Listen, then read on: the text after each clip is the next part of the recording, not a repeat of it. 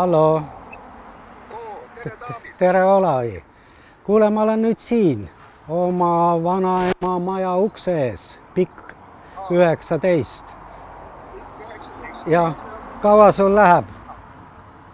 No ma hakkan liikumise juures tulema, ma arvan, mitte üle 10 minuti. Selge, ma olen siin samas, jalutan kuskil edasi-tagasi, ootan sind.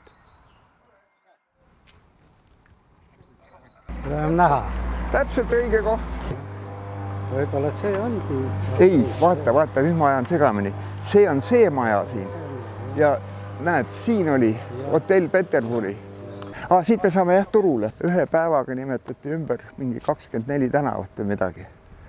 Ja siis olid kõik muidugi need traditsioonilised Lenini ja Lossi tänav oli üldse pikka aega Stalini, Saksa okupatsiooni ajal Hitleri, siis Stalin, nii nagu ja. No mitte ainult tänavad, vaid ka linn oli Kingissepa. Ja see oli siis 52 kuni 88. Vaatasid, et 2 ülbet venda. Jah, ülbitsuvad. Ma olen siin sees käinudki. Siin on mingid kommentaarid ka ikkagi.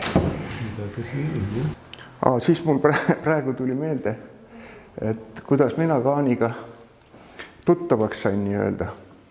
Ma tulin 1974 sügisel tulin Saaremaale tööle ja parajasti kunstis ilmus Ülen Künnapuu imekombel niisugune tutvustav artikkel Louis Kaanist. Ja seal oli märgitud ka, et Kuressaares sündinud ja nõnda.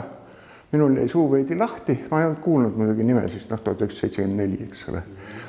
Ja siis hakkasin seda asja uurima ja siis mõtlesin, et oi, et seda peab kohalikus ajakirjandus tutvustama ja siis meil oli muidugi ainuke ajaleht oli Kommunismi ehitaja ja siis selle jaoks põhiliselt selle Künnapuu artikli põhjal ja kuskilt vist leidsin veel midagi juurde. Teatmeteostest tegin artikli, et nii vägev mees on meil sündinud. Aga artikkel jäi ilmumata, miks ma ei saanud teada. Ja siis, kui Kommunismi ehitaja oli saanud meie maa, aga see vana toimetaja oli elus veel ja siis ükskord, kui me saime kokku, tal oli ikka see südame peal, tal oli meeles, et tead Olavi, anna andeks, et ma ei saanud seda artiklit avaldada, et see oli ameeriklasest ja pealegi veel põgenikust. Et jah, niimoodi, niuke lugu oli.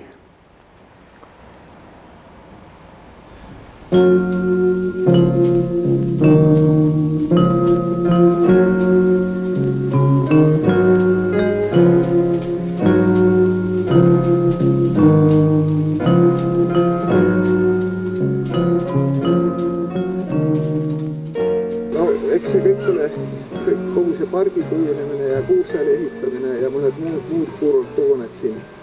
See on kõik seotud sellega, et Kuressaare 19. sajandi keskpaigast alates hakkas kujunema puurtooned.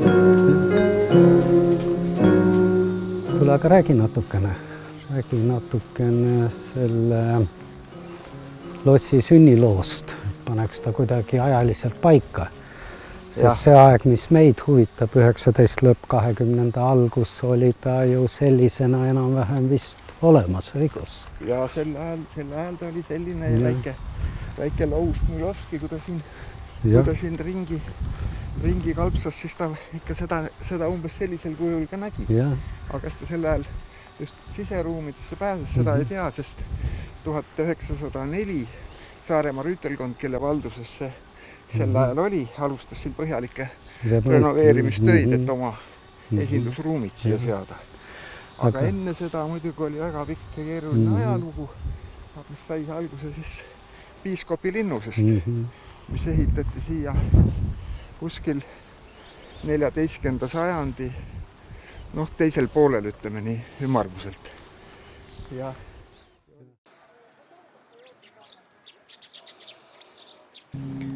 suur tänu. See on lest vist, jah? See on nüüd praelest. Väga hea, aitäh. Ja sooja pannist ja veidi jogurtikast.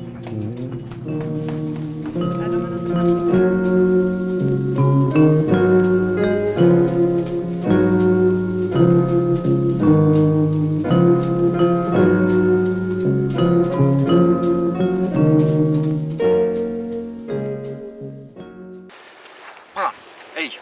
teeme uuesti.